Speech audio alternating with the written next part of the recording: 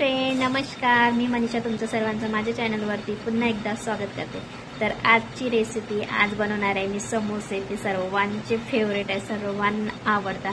तर मस्तपैकी असे समोसे बनवणार आहे.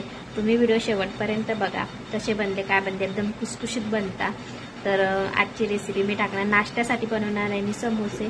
तर तुम्ही नक्कीच बघा रेसिपी. पूर्ण आवडले तर लाईक करा, कमेंट करा, शेअर करा. चला तर मग आपण रेसिपी बनवायला सुरुवात करूया. समोसे बनवायला सुरुवात करूया. पण बघा किती मस्त असे खुसखुशीत असे समोसे झालेले आहे. मी पहिल्यात अगोदर आपली प्लेट घेतली, प्लेटमध्ये मैदा घेतला, मैद्यानंतर अजवाईन, मीठ आणि काळं मीठ थोडं. तर ते मिक्स करून एक चम्मच त्याच्यामध्ये तूप टाकलं. तूप तेल तुम्ही गरम करून टाकू शकता, म्हणजे त्याने कसं खुसखुशीतपणा येतो. तर मीठ तूप टाकलं एक चम्मच आणि मस्त असं चुरून 15 ते 20 मिनटं त्याच्यावरती झाकण देऊन बाजूला ठेवते, म्हणजे मुरण्यासाठी एकदम छान लागतं.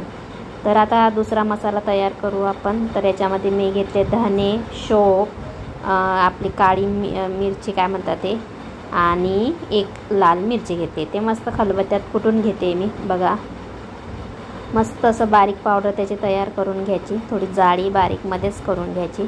आणि परत मग मी एक चम्मच हे टाकलं, तेल टाकलं. त्याच्यामध्ये आपलं ते कुटलेले जो लसूण वगैरे राहतो ना, लसूण आणि मिरची, ते मी ॲड केलं तेलामध्ये.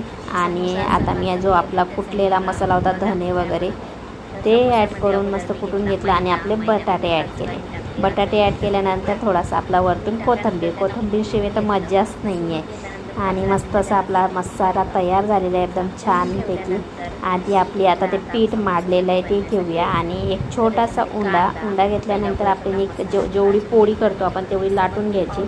आणि मग असं एक एक समोसा म्हणजे छोटे छोटे उंडे करायचे. आणि असं एक नवीन पद्धत म्हणून मी एक समोस्याची दाखवली तुम्हाला, बघू शकता.